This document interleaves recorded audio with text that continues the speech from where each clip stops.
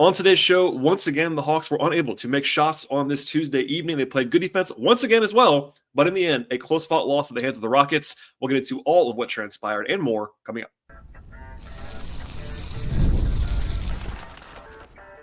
You are Locked On Hawks, your daily Atlanta Hawks podcast. Part of the Locked On Podcast Network. Your team every day. Hello, friends. Welcome to episode 1897 of the Locked On Hawks podcast. I am your host, Rowland, coming to you deep in the night here on a Tuesday evening into Wednesday here at the end of January. And today's podcast is sponsored by the folks at Gametime. Download the Gametime app, create an account, and use the code LOCKEDONNBA for $20 off your first purchase. Terms apply. I also want to encourage you at the top of the show, as I always do, to make us your first listen each and every day here at Locked On Hawks. Check us out and subscribe to the podcast anywhere you find your podcasts. That includes your audio platforms like Apple and Spotify. Plus, we are on YouTube each and every episode, and please subscribe, like the video, etc. on that platform. And of course, tell your friends about the podcast. We'll be diving in now to what became a 196 loss for the Hawks on this Tuesday at the hands of the Rockets in the rescheduled snow makeup game from a few weeks ago. A tough spot, obviously, for Atlanta coming in. And the headline thought, of course, is that this is the sixth straight loss for the Hawks. That is, of course, not where they want to be. There was a relatively, reasonably upbeat perspective post-game from the Hawks. I think because basically, as we'll get into later on, the circumstances are really challenging for Atlanta, but they've also just been playing pretty resiliently and pretty well the last few games. But still, six losses in a row, and I totally understand some of the outrage about that. But the second straight night, literally back-to-back games, traveling between, the Hawks played well enough to win. They outpaced their projections in the game. They covered the spread. All those things just came up short at the very end, simply because they could not make shots. It was a very, very similar story to what happened on Monday. On Monday, they were more shorthanded than they were on Tuesday against the Wolves. They were playing a worse team this year in Minnesota and still were right there at the end of the game. Just couldn't get a shot to fall. If you missed that podcast, I broke it down in depth on the show. But tonight, it was very similar. They were down big at the end of the game because they couldn't make shots, but it was a back-to-back on both sides. It was honestly kind of a slog of a game overall. If you were just a casual observer or a neutral observer, it was not really the most fun game to watch. I wouldn't say. Both teams looked tired to me by the middle of the game in particular. The Hawks actually led at halftime by 1 point, and the offense really gave out in the third quarter in a big way. And the Hawks were down by 16 points with 5 minutes to go. And at that point, honestly, I thought they were pretty much dead. But from that point forward, they basically played almost perfectly all the way to the end. And as we'll get into later on in more depth, they had a great shot in the air for the lead in the final 30 seconds of the game. It didn't go in, and that was a kind of a story of the game. In fact, it didn't go in, and it went in and out, and it went over the backboard to not have any chance for an offensive rebound. It was just a bad luck moment in that one spot, and in the end, a loss for the Hawks. So I do want to begin relatively positively about this game, and because, again, I think the Hawks played pretty well on Monday and Tuesday despite losing. And I'm not someone who's going to always tell you that things are great when they're not. I do give the even-handed perspective, generally speaking. If you're listening to the show regularly, you will know that. If you're a new listener, I'm not going to rant and rave unless it's absolutely called for. But at the same time, I do like to give you a little bit of nuance to just say, like, the Hawks could lose a game like they did today and even yesterday and still play relatively well. And defensively, they were really good in this one. They had a 99 defensive rating. They allowed 100 points on 101 possessions in this game. They were very, very good defensively. It's an elite figure. And Houston's offense is not the best. They're 32-14. I should have said that out loud. The Rockets are very, very good. Like top 5 team in the league so far this season good, which is part of why I'm okay with this result in some respects if I am the Hawks. But their offense is not the best. The numbers actually look good for them this season. If you watch them possession in, possession out, not a team that I trust offensively. At the same time, they are above average at the very least offensively. So this is a good performance by the numbers, and when you include the context, all that stuff, it was pretty good. And the Hawks had them clamp down for big portions of this game defensively. In fact, Houston scored 2 points in about 5.5 minutes in the fourth quarter to have the Hawks get back into the game and ultimately almost win it down the stretch. Houston was good inside the arc in this game. They were efficient around the rim, but they had 19 assists and 21 turnovers. So the Hawks were ball hawking the entire game. Atlanta ended up with 11 steals and 5 blocks. They were making chaotic plays defensively. They did not allow a ton of open looks from the field in this one. Also, Houston came in leading the NBA in offensive rebounding, and they were basically neutralized on the glass. Now, Houston was pretty good after halftime on the glass, but in the first half, the Hawks were dominant. on the defensive glass. And generally speaking, the Hawks being essentially neutral on the glass against the Houston team that, again, leads the league in rebounding is a pretty interesting and I would say encouraging sign for the future. The only thing that I would say the Hawks were not great at in this game defensively was rim protection. I think the combination of Okongwu and Nance was a little bit vulnerable at the rim in this game to some degree. At the same time, the Hawks were more than good enough defensively. In fact, I give them like an A grade defensively in this game. Post-game, Quinn said the same thing. Dyson Daniels, who we talked to the media after the game, he is, of course, very honestly, I just like the way that Dyson thinks and talks about the game, but he was very open, like they were good defensively in this game. I asked him about that. He just backed that up with the numbers, all that stuff, and they were. There's nothing to complain about defensively in this game. And I understand that for a long time, this Hawks team, and when I say a long time, I mean like years, has been an offensive first, frustrating defensive team. And maybe some fans that are not always watching the team game in, game out, maybe post-football fans that kind of jump in late. I get all that. Everybody's welcome on the bandwagon or whatever. But there's the stigma, I think, in some circles of the fan base that's like, oh, this is a bad defensive team. It's not. The Hawks, including tonight, I believe now, are something like they're actually 15th. They're tied for 14th in the NBA in defense this year, which, again, is not incredible, but that's firmly like right smack dab league average defensively. And that's a big improvement from previous years. Now, offensively, as we'll get to in a second, they're not very good right now. That's the reality of things. But here's my transition stat to get into the offense. In the last 2 days, Monday and Tuesday, the Hawks had 2 of their top 5 defensive performances of the season by the numbers. Just pure points allowed per possession, overall rating, effectiveness, etc. 2 of their best 5 defensive games of the season in a 25-hour period. And they lost both games because they could not get the ball to go in the basket offensively. It's that simple. Atlanta had a 94 offensive rating in this game, and that's just not going to be good enough to win games on a regular basis. In fact, the Hawks have still not won a game this year with anywhere near that level of offense. I believe, counting tonight, their worst. I'm looking it up right now to make sure I'm not crazy. Yeah, I think their worst like 10 or 11 games offensively are all losses by the numbers. And that's the way it's supposed to work. When you have your worst games off of it, you're going to lose. But they just have not been able to get the ball to go in the basket this season. And the number one issue in this game, it hasn't only been this. It's not even only this in this game. But three-point shooting was the singular issue, number one at the top of the call sheet in this game for the Hawks. They were 11 of 47 from three. That is 23%. And again, they lost by 4 points, and really by 2 if you fast forward into this game. And look, it's going to happen sometimes. You're going to have bad shooting nights. I get that. And this losing streak has been a lot of bad shooting for the Hawks. I want to be clear. It's not only that, but it's a big, big part of what has happened for Atlanta. In the first loss, way back on MLK Day, 8-9 days ago at this point, they shot the ball well in that game. They couldn't get stops. The Knicks are very good. It was a road game, not a big deal, whatever. Since then, 5 games, all losses. Atlanta is 53 of 202 from 3 in those 5 games. Only one of those 5 were they even okay as a three-point shooting team. And over that sample size, shooting 26.2% from 3 over 5 games, all losses. And look, this is not a great shooting team. I made that point dating back to before most people were saying it. This summer, I was making that a plea to just say they don't have enough shooting on this roster. I stand by that. It's even worse when you take Bogey away, who didn't play in this game. We'll come back to that later on. But I say all that. It's still not a team that should shoot 26% over 5 games from 3. So not enough shooting on the roster, yes. Also unlucky and not shooting the ball well in recent days, also yes. And again, the epitome of that was the last shot of the game where a good shooter, DeAndre Hunter, open 3 for not necessarily the win, but for the lead, and doesn't go in.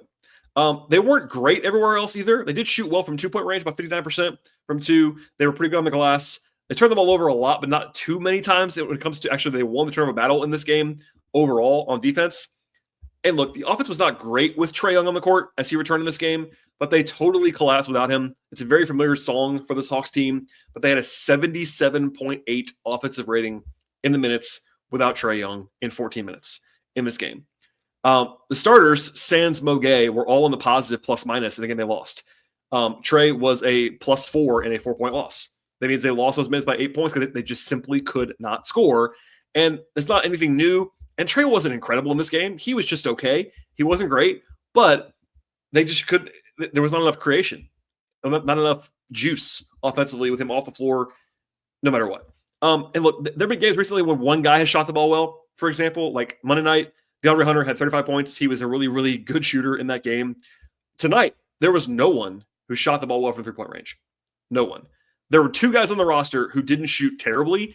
It was Okongwu and Wallace because they were 1 for 2 from three. Small sample sizes, 1 for 2 is obviously fine. But everybody else was bad. Veet, 2 for 10. Trey, 2 for 9 from 3. Hunter, 1 for 7 from 3. Dyson, 1 for 5. And then 1 for 4 each for Larry Nance and Garrison Matthews. No one shot the ball well from three-point range. It was an equal opportunity disaster. And I don't like to boil it down to just that. And again, it wasn't just that. They don't create a lot of advantages with this current roster. They miss Jalen tremendously on offense. They miss Bogey's, at least the old Bogey self on offense. It's not just shooting, but in this game, it almost was. Like, they played so well defensively, they just could not get a shot to fall. And Quinn's almost like at wit's end, like kind of smiling about it, but it's like, got a lot of great looks. Same story as last night in some respects. And I don't mean to do that, but it really is kind of just that. And they almost pulled this game out of the fire. It would have been a monumental comeback, celebratory victory that they won it. It came close, but it wasn't quite enough in this spot. All right, we'll get into more of the details of this game in a second when it comes to how this game unfolded. The crunch time situation, there's lots to get to there, plus player-by-player evaluations. All that's coming up in just one moment. Today's show is brought to you by Gametime. And attending NFL playoff games is an unforgettable experience that brings fans together. I've been at NFL playoff games in multiple cities, but of course, most of them have actually been in Atlanta. It's easy to remember that excitement at the old Georgia Dome or in Mercedes-Benz Stadium now, in the new building down there. And now Gametime has made it even easier to get tickets for your favorite events with their new feature. It's called Gametime Picks. Take away the fluff and always show you the incredible deals and great seats. There's actually no wasted time with aimless searches throughout the app. And recently I looked for tickets for football game using the Gametime app, and with Gametime Picks, I actually found amazing values. They have the super deal. It's particularly impressive, offering great seats at unbeatable prices. And the app at Gametime has features like being able to see the view from your seats before you buy them. And they have all-in pricing with no surprise fees at the checkout process. It made the experience smooth and reliable. Plus, the on-time ticket delivery and lowest possible price guarantee gave me peace of mind as well. Take all of the guesswork out of buying tickets right now with the folks at Gametime. Download the Gametime app, create an account, and use the promo code LOCKEDONNBA for $20 off your first purchase. Terms apply. Again, create an account at Gametime. Use that code. It's LOCKEDONNBA, Locked On NBA, for $20 off your first purchase. Terms apply. Download the Gametime app today. What time is it? It's game time.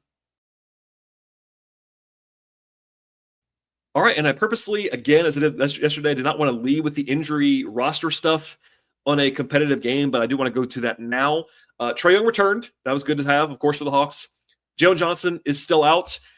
He was on the bench with the Hawks tonight. That's a positive sign, but he was in a sling with the left shoulder. I would guess that we get an update on Jalen within the next 48 hours, maybe even on Wednesday. But for now, we're still in a holding pattern. Obviously, having him being on a sling is not the best news in the world in public view, but that's kind of all we know right now. So hold tight. And if anything happens there, I will have a podcast to break it all down. Zachary Ricochet did not play due to injury management of his adductor issue. I was told this is nothing out of the ordinary, just not playing on both ends of the back-to-back with travel, all that stuff. I'm not worried. If he doesn't play in the next game, I'll be worried, but right at the moment, it seems to be just fine and normal management for a young guy. Also, Zach made the Rising Stars Challenge out All-Star Weekend. No surprise. He was kind of a no-brainer, but he'll be representing the Hawks. At least somebody will be. We'll see about Trae Young making the All-Star team. I think he should, but we'll see if he makes it. But Ricochet will be there no matter what in a couple of weeks in San Francisco. Bogey is where we get interesting. So if you missed it yesterday on the show, Bogey was a late scratch. It was conspicuous a little bit to some degree on Monday. I thought it was like not quite as weird as everybody else thought that it was, but it was notable and a little bit strange. He was on the bench, but also on the active list, not in uniform, last night, kind of at the last minute with no injury designation. He was not on the injury report again today until about 5 o'clock. And then he was suddenly out for personal reasons. Now, crucially, personal reasons are personal reasons. So it's hard to know. There is a chance this is not trade related. People, of course, jumped to assume it was definitely a trade. It would be gone before the end of the day. Any of that stuff. To be very clear, it could be a trade. It could be the Hawks trying to trade him. They could be close to something. Bogey's got an injury history. You want to be holding him out. All that is very, very possible, and I'm not saying otherwise. What I would just say is that it does not mean that he will, quote unquote, definitely be traded or that he's like pack up his locker or whatever. We're not at that point just yet as I'm recording this podcast. Also, guys get held out for trade talks all the time that don't actually end up happening. Bogey, again, has some injury history. So if they were in some sort of like deep talk with somebody, being cautious with him makes some sense. At the same time, the Hawks have not handled this very well. They could just put him on the injury report. Last night was weird. Today was also a little bit weird, personal reasons. I get all that. He wasn't on the bench tonight because personal reasons. And something could be going on too. So we just don't know. I would just not speculate too much, but it's a little bit strange. That's one thing. And then Clint Capela got scratched literally at tip-off. So if you don't know the process around the NBA, what you have to do, about 30 minutes before tip-off, you have to set your active roster and your starting lineup. And you announce that. Clint Capela was active for the game. He was at no point today on the injury report. At any point. Not listed at all. And then at 7:43 p.m., which was after tip-off by about a minute or two, the Hawks announced that he was out with back spasms. Now, at that point, a lot of the media, including me, Kevin Chouinard, Lauren Williams, had seen that Clint was on the bench in street clothes, despite being active for the game. So by the time we kind of got those social media posts out, etc., the Hawks then announced this, back spasms. And look, he might have back spasms. Very possible. He's an older guy, etc. But again, very strange. It's not like definitely the craziest thing I've ever seen in my life. It's not that. But, the Hawks have not done a good job with transparency on this stuff. They might get fined. They probably earned a fine, to be honest with you, tonight. Yesterday with all this. And the grand scheme of things, not the biggest deal in the world. And again, same thing I would say about Clint that I said about Bogey. Does not mean that they'll be traded. Even if it was trade related, they still may not be traded. We'll see. Also, it's hard to trade both those guys. They make a lot of money combined. We'll have more on that later on this week and next week when the deadline is about, again, like 8 days away as I'm listening to this, as I'm recording this podcast. At the same time, it was a weird day, and no Bogey and no Clint, in addition to no Jalen and no Risha Shea. So basically 4 of their top 8 players, 4 of their top 9 players, 10 players, how do you want to say that, did not play in this game. And that obviously is a shorthanded situation. It was not as bad as it was on Monday, but it was still shorthanded, which is a key to knowing why the Hawks were underdogs significantly at home coming into the game at 6-point underdogs, according to our friends at FanDuel. All right, so the game itself, I'll be more brief on this to some degree. Atlanta was down 7-2 at the beginning of the game, despite missing 4 of their first 5 shots. They did have a 14-0 run, actually, in the first quarter. They made a bunch of threes. In fact, in the game, the Hawks made 11 threes. 3 of them were in a row by Dyson, Onyeka, and then Trae Young on a 4-point play in that run. 14-0 to take the lead. That was their biggest run of the game on offense by a lot, and their best quarter on offense in the game was the first quarter, 27 points. After that, just some rotation notes here. It was Hunter in his normal role as like the starter without starting, basically, off the bench. Larry Nance in Clint Capela's role at backup 5. I thought he was better in this game than he was in his return game, but still not the best off the bench from him. And this one, Garrison Matthews as the kind of backup shooting specialist, basically. And then Keaton Wallace played. It's actually the first time that Keaton has played in a game when Trae was available in about 4 or 5 weeks. It's been a long time. Keaton was not incredible in this one, but they actually gave him a little bit of a vote of confidence.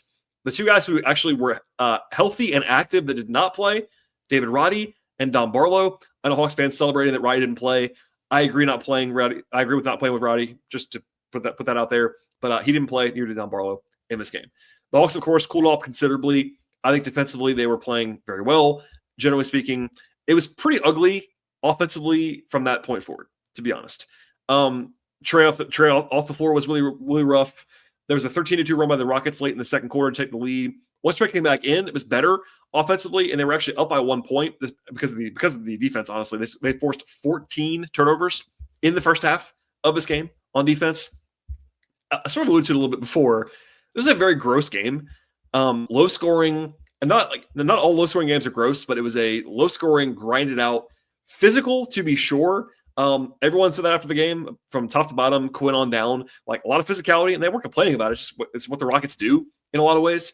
But the start of the second half was really gross. There were 4 points in like 3.5 minutes combined between the two teams. No one could make a shot. Turnovers. The Hawks were still struggling for longer than the Rockets were.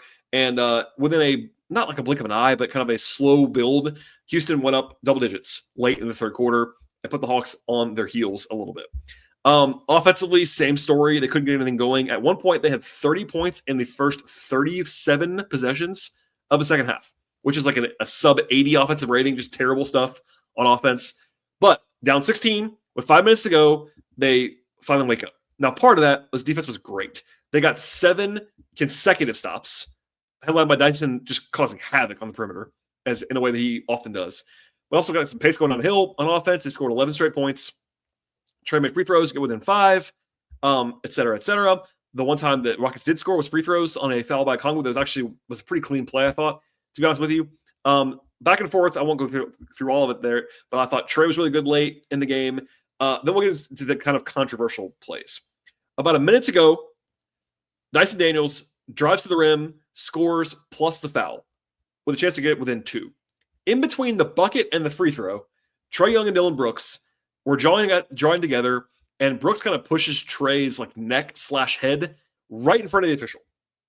They go to the monitor to review it and somehow allow a double technical foul for Trey and Dylan Brooks. This was a pool report that Lauren Williams of the AJC went and asked the official about. It was a bizarre explanation. I won't read it to you here. I tweeted about it. I don't think it's the right call. I think it should have been a technical foul only on Brooks and not on Trey. But that was a big call. It could have been like a 1-point swing in favor of Houston with that double technical foul. No harm done, but still a little bit brutal. That's the way it went. With what we could see, obviously I'm not on the court, can't hear everything, but it wasn't like a verbal thing. It was because of physicality. I think it should have been only on Brooks. And Trey, post-game, was asked about it by Jamila Johnson. He kind of smiled through it a little bit. He definitely tried to fight himself off from getting fined talking about it, but also was not very happy, clearly, with the officiating in this game. And nobody was with the Hawks, I will say. Anyway, Dyson makes the free throw. They're within 2 with 45 seconds to go. They get a stop, first with a deflection, then a missed shot by Jalen Green. The Hawks call timeout with 25 seconds to go, down by 2. But then Trey gets kind of tripped up. I think he got fouled, honestly. It wasn't like totally egregious, but I think he got fouled, not called. They called timeout because they kind of had to save the possession. That was their last timeout, which might have mattered as well. But then after that, simply put, they created a great look for DeAndre Hunter. Not a good look, not a pretty good look, a great look for DeAndre Hunter. Top of the key, open 3 for the lead, and he just didn't make it. And also, it rattles in. It goes in and out. Quinn said that after the game. It was balls in the basket. It's true. It went in and out, and it goes so high in the air, it goes over the backboard. So no chance for an offensive rebound. It's a dead ball. No chaos. Just the worst case scenario on that shot is a miss exactly like that. Brutal. Now, people ask me about this after the game. Should the Hawks have gone for a 2 instead of a 3? And my response is just this. I love the shot. I think it's a great shot to get there. It's wide open. If it had been contested, like, sure. Like, I get that you don't want like a heave there for the win. But wide open shot from one of your best shooters.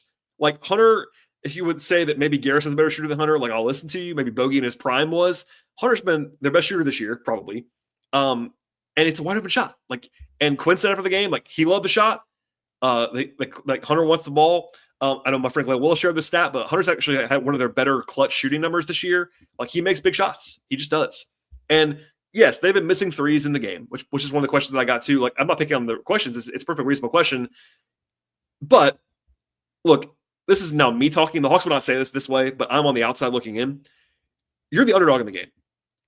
You got a great look for a good shooter to try to win it in regulation rather than trying to force overtime. I understand the impetus to try to force overtime, but if they get a 2 there, you tie the game, Houston is going to probably get the ball with a chance to win it in regulation. Even if they don't, you're going to go to overtime, and you're the underdog in overtime. Or you can have like a 45% chance, I would say, of Hunter making that shot. Then you go up by 1. You can still lose, but you have the lead now.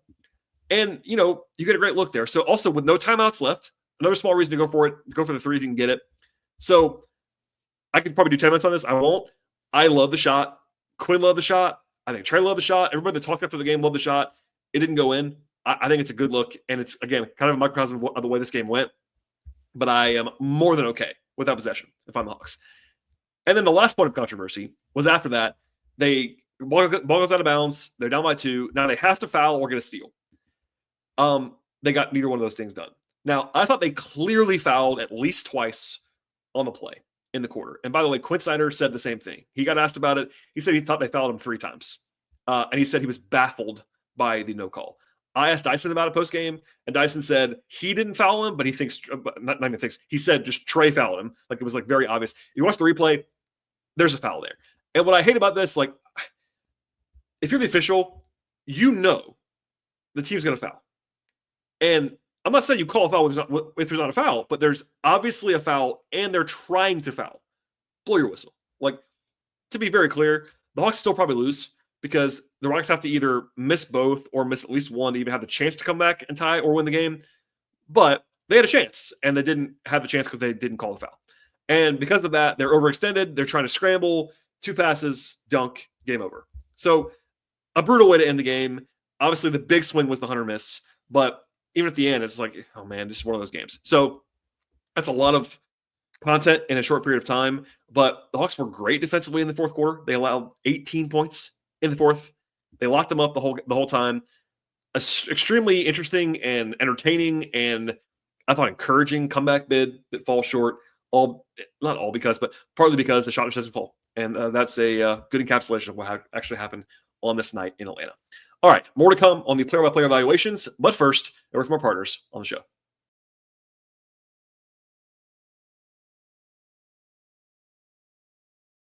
All right, we'll dive in now to the player-by-player evaluations. And I'll be quick to some degree here, but Garrison Matthews played the least of the guys who played in this one. 12 minutes. Garrison was 1 of 6 from the floor, 1 of 4 from 3 points and a rebound. He's been struggling a little bit. I shared the stat today a little bit on Twitter, but the Hawks had one of the best bench shooting splits of the league basically this year until January 1st. They were like 50% from the field and 40 from 3 from their bench. A lot of it was Hunter, but Garrison was red hot as well. Bench guys were playing really well. In January, it's gone the other way, and that's been a big part of why the Hawks offense has kind of died a little bit, is that their starters, although they've been banged up so much right now, it's kind of all fluid, but most of the year, their starters have been Trey, Dyson, Ricochet, Jalen, and a center, right? That is not the best offensive lineup in the world. You got Dyson and Ricochet out there together in a center, like it is. But when you have Hunter, Bogey, Garrison off the bench, your theory is that you're going to come in and bomb away, right? And that has not happened in the last 3 weeks. And that's part of why they're struggling a little bit. Garrison wasn't terrible, just wasn't his best. Larry Nance, 20 minutes, actually a game worst, minus 15. Not all because of Larry, but I think he was a little bit rusty again in this game. He's still fidgeting with his hand brace. I actually noticed this during the game. He took it off for a second and then put it back on. I don't know if somebody made him put it back on, but I don't think he likes playing with it. It's my read on the outside looking in. But 6 points, 2 rebounds, 2 steals and a block. I think defensively he was better at center than he's been at power forward in recent days, but not the best offensive game for Larry. Keaton Wallace, same kind of thing. 7 points on 4 shots is fine, but 3 turnovers, just like making some wrong reads. No assists, like just had a bad passing game, and then defensively wasn't his best necessarily either. Minus 14 in the game. I was fine with him playing. I think he's a better player right now than David Roddy is, but it was not his best overall. And then Hunter didn't shoot it great. 16 points, 5 rebounds. He was 5 of 8 on 2s, but only 1 of 7 from 3. Couldn't have the big one at the end. Plus 2 though in his minutes. Like all of the Hawks' best players, they were actually plus in their minutes in this game. Hunter was plus 2, Dyson plus 3, Trey plus 4, Okongwu plus 11. Like they won those minutes. It's just the bench guys were not the best. To the starters, Mo Gay gets the start in this game. His first career start. And Mo was fine. I don't think he played great, but he gave him a lot of energy. He's flying around. I asked Quinn about him pregame. I actually shared that audio on Patreon if you want to find it. But 11.7 rebounds for Mo and 11 shots. He is not afraid to shoot for sure. Probably a little bit more eager than some might probably be right now, but that's okay. Defensively, he helps them a lot. Him versus Roddy defensively is a big gap. Mo will make some mistakes still. He's a young player who's kind of raw, but there's the physical tools like 6'11", rangy, rim protection, rebounding. Like he helps them there. They still lost his minutes in the game. Hunter is obviously better, but they don't want to start Hunter. So I thought Mo was totally fine and play him as much as they want to right now. Fine with me. Good development minutes for him. Veet was not his credible self offensively in this game. 2 of 10 from 3 is part of the reason for that. 13 points, 2 assists, 2 steals, 5 rebounds. I thought Veet played well, just didn't make shots. He had been really hot. He'd been the one guy who actually had been shooting well in previous days until about like 3 days ago. That's slowed down now, but I thought he played okay in 36 minutes overall. Okongwu, 28 minutes, 7 points, 6 rebounds, 2 steals and a block. Not a huge like usage game for Onyeka. He was pretty quiet, I think, overall offensively, but defensively he did a good job on Şengün throughout the game, I thought. Good anchor around the rim defensively, good game there. Rebounding wise, did his job, boxed out, made plays. Just like a pretty solid game, just didn't do a ton on offense in this one. Dyson Daniels, 12 points, 10 rebounds, I should say, to lead all players, actually. 6 assists, 4 steals, and a block.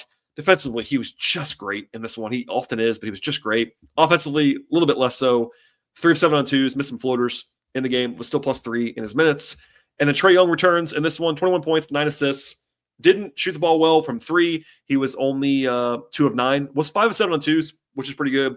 Did 8 turnovers. That's too many. He did not play great. He was much better tonight than he was earlier this week. He had a terrible game earlier this week. He was not terrible in this game. He was fine, but he wasn't good either. It wasn't like his best self. And then the shooting is what it is. So that's a quick tour around the Hawks players, but not a night where I would say like anyone was individually fantastic in the game. I think Dyson was probably the closest, but even then offensively, he was not his best self either. And nobody shot the ball well. That's just the name of the game in this one. All right, before we get out of here, a little bit of a look ahead. Now, number one, I talked about it a little bit earlier, but the trade deadline is a week from Thursday. So we're about 8 days away, as you're listening to this podcast, from the deadline. There could be fireworks on Wednesday. The Hawks have many balls in the air right now. Number one is Jalen Johnson's injury. That could be an update on Wednesday. We get a trade on Wednesday, all that stuff, or nothing. So we'll see. But the Hawks are flying on Wednesday to Cleveland for the third game against the Cavs this year. Of course, the Hawks are somehow, some way 2-0 against Cleveland this season, but they're treated to a 7 o'clock TNT national TV game against the Cavs on Thursday. I will be shocked if Jalen plays. That's one thing. So they'll be at least a little bit shorthanded. We'll see about everybody else, Bogey and Clint, all that stuff. But stay tuned for that one. I'll have a breakdown as I always do after that game on Thursday evening. And then after that, it's a 3-game road trip. It's Cleveland on Thursday, Indiana on Saturday, and then Detroit on Monday. None of those are easy games. The Hawks should be underdogs in at least Cleveland, if not all 3, depending on the injury situations and all that stuff. And they got to get a win somewhere. I think they'll be big underdogs in Cleveland, but it's winnable. Always games are winnable for the Hawks. It's just that they have to get healthy, hopefully, and we'll see about the trade stuff. So it could be a very busy week on the show. Please stay tuned. Please subscribe to the podcast. In case you don't know this, if we have a big announcement on Jalen, that's a major thing. It'll probably be an emergency podcast. If there's a trade, emergency podcast. I don't know if I'm going to have a show Wednesday. If nothing newsy happens, I might skip Wednesday and load up for the rest of the week. It's been busy on the show recently. But if anything breaks Wednesday, I will have a show in the evening on Wednesday. So please stay tuned. Subscribe on Apple, on Spotify, also on YouTube. Please like the video as you're watching it as well. Follow the show on Twitter/X at Locked On Hawks. Follow me there at BT Rowland. I'm also on Blue Sky at BT Rowland, and follow my non-podcast work, including extra audio, writing stuff, etc., at patreon.com/BT Rowland. All right, everybody. Thanks for being here as always. And we'll have a new show later on this week. So stay tuned and we'll see you all next time.